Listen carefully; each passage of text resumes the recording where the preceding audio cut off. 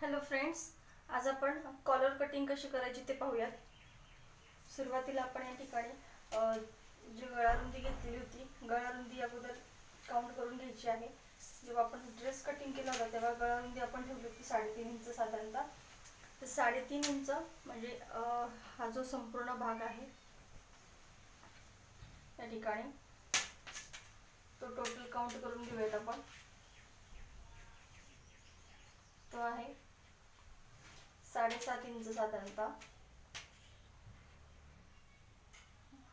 7.5 inch plus आता हे जे गळ्याचं व्ही शेप जो आहे, या व्ही शेपचा निम्मा भाग आपल्याला करायचा आहे म्हणजे 4 इंच, म्हणजे दोन्ही साइडला 4-4 इंच आणि मध्ये 7 इंच। या सर्वांचे आता आपण टोटल करून घेऊया म्हणजे 15 इंच, म्हणजे आणि 1 इंच आपल्याला शिवण्यासाठी एक्स्ट्रा, मग आपण 16 इंचाची कॉलर कटिंग करणार आहोत।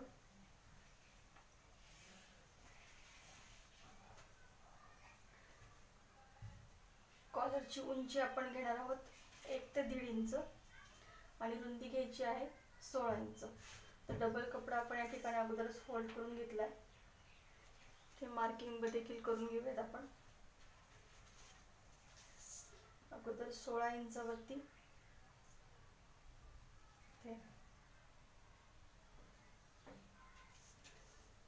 आणि त्यानंतर उंची घ्यायची आहे 1.5 इंचची। जर कॉलर असेल त्यामध्ये 1 इंच शिवण्यासाठी एक्स्ट्रा, म्हणजे आपण 2.5 इंचाची कॉलर घेऊयात।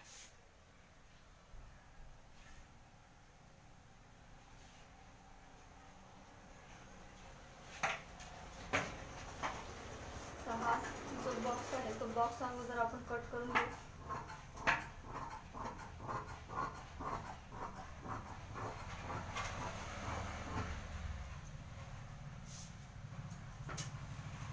त्यानंतर इथे फोल्ड करून घेऊयात। फोल्ड वरती वरच्या बाजूने आपण 1.5 इंचावरती किंवा 1 इंचावरती इथे कर्व असा आकार द्यायचा आहे।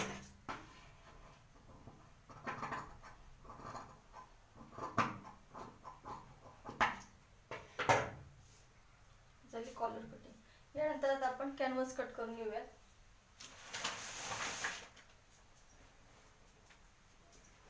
कॅनव्हास कटिंग करताना आपण फक्त लांबी घेऊयात आणि लांबी घेतल्यानंतर जी उंची आहे ती उंची प्रॉपर काउंट करून घेऊयात। साधारणतः आपल्याला 1.5 इंचाची कॉलर घ्यायची आहे, त्यासाठी 1.5 इंचावरती आपण इथे मार्किंग करून घेऊयात।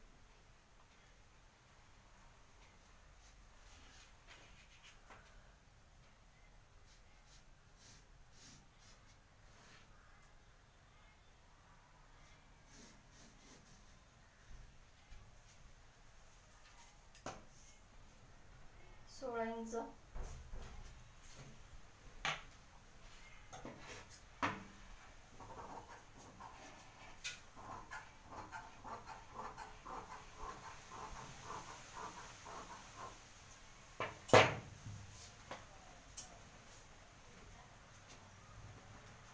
कॉलरची इथे फोल्ड करून आपण कॉलरला आकार देऊन घेऊया।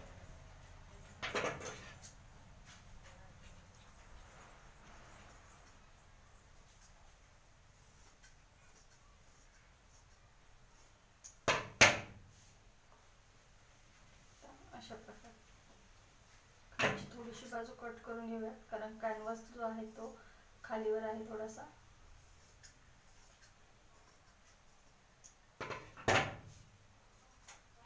अशा प्रकारे अतिशय सोप्या पद्धतीने आपण स्टँड व्ही गळ्यासाठी कॉलर कटिंग कशी करायची ते पाहिजे।